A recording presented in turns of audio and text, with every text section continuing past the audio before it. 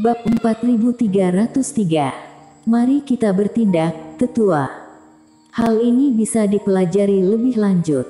Singkatnya, dalam kondisi seperti ini, kultivasi adalah hal paling penting. Jika tidak memiliki energi abadi dari segel bintang, masih ada kekuatan suci yang kuat yang bisa digunakan.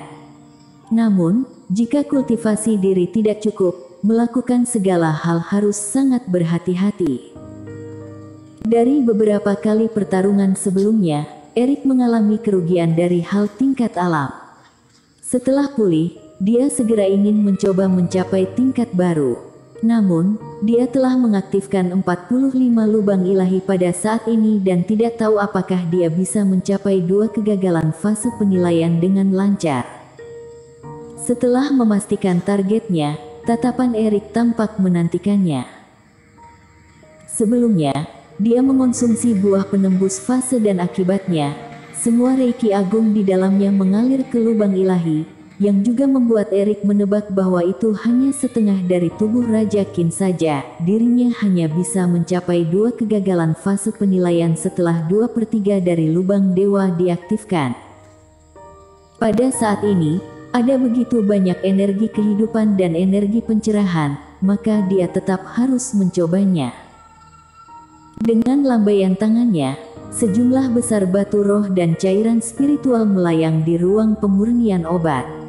Kemudian, Erik menyerap energi kehidupan itu sambil memurnikan dan memulihkan diri dengan cepat. Sepertinya, ada beberapa perubahan yang luar biasa yang terjadi pada Tuan. Erik terluka parah sebelumnya, sehingga para kultivator dari Sekte Sage bisa merasakan ketidakstabilan napasnya. Namun sekarang, kultivasi Erik meningkat dengan kecepatan yang mengejutkan. Di sisi lain, saat melihat cahaya dari tubuh Erik telah berangsur-angsur menjadi samar, tetapi lebih terkendali dari sebelumnya, Black Demon sedikit kaget. Tetua Fu, lihatlah, formasinya baik-baik saja dan tidak ada jejak pertempuran di pulau itu. Saudara Qin seharusnya baik-baik saja. Saat senja, ada beberapa sosok yang muncul di pulau lain. Setelah melihat pola formasi yang terukir di permukaan tanah itu, Rain berbicara.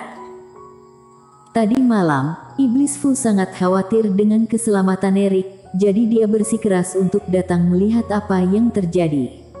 Rain dan Sierra telah mencoba membujuk Iblis Fu untuk sementara.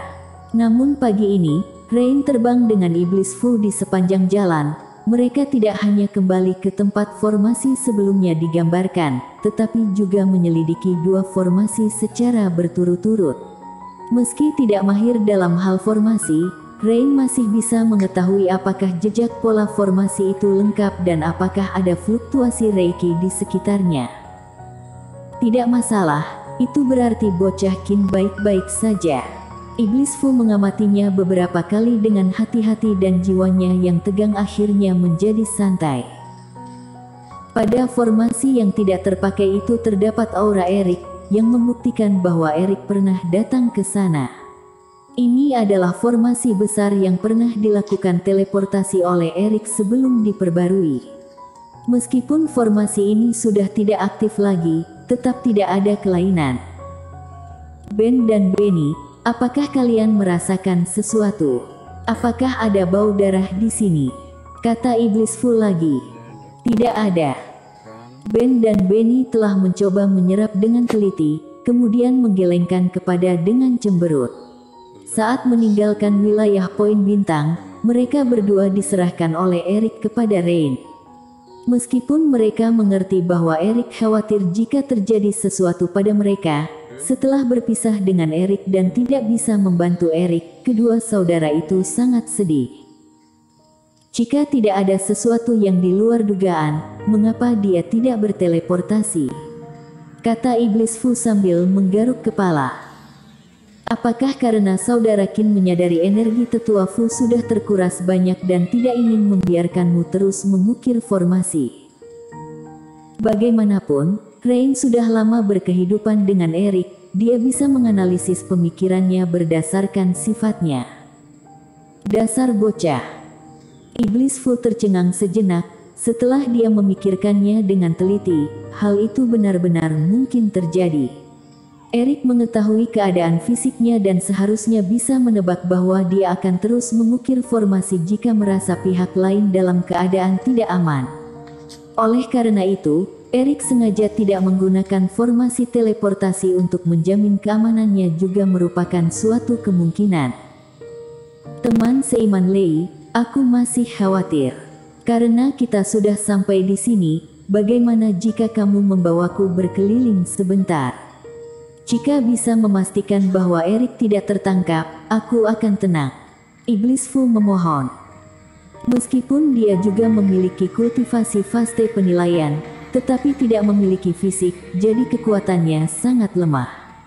Sebaliknya, bakat Rain sangat tinggi dan kemampuannya yang tersembunyi juga sangat kuat.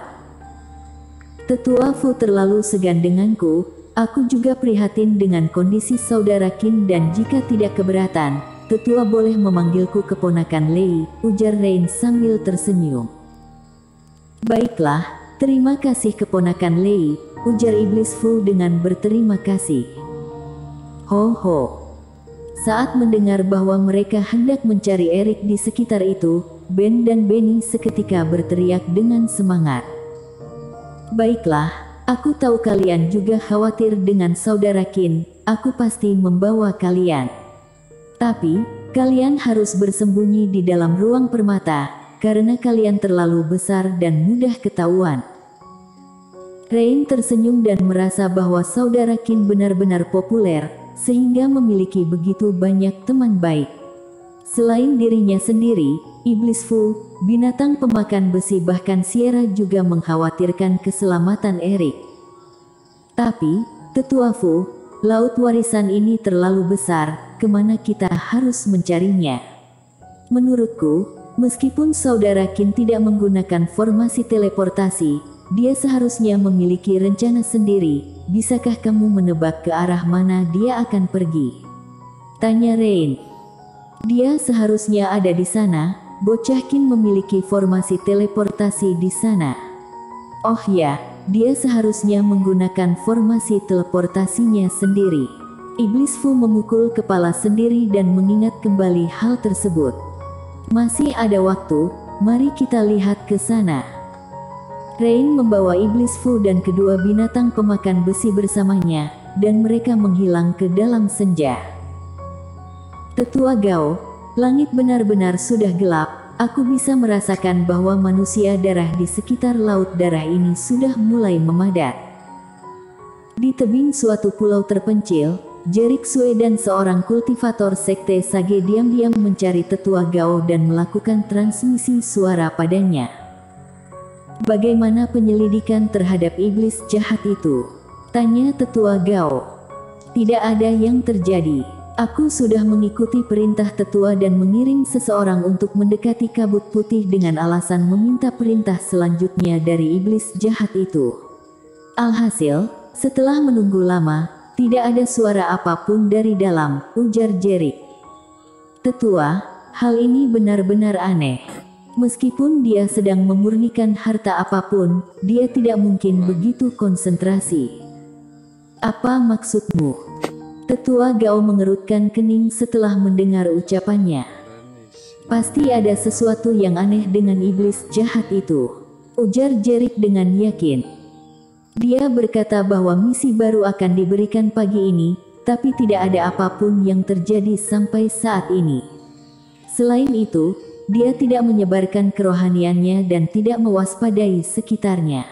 Menurutku, hanya orang yang terluka parah akan melakukan hal seperti itu.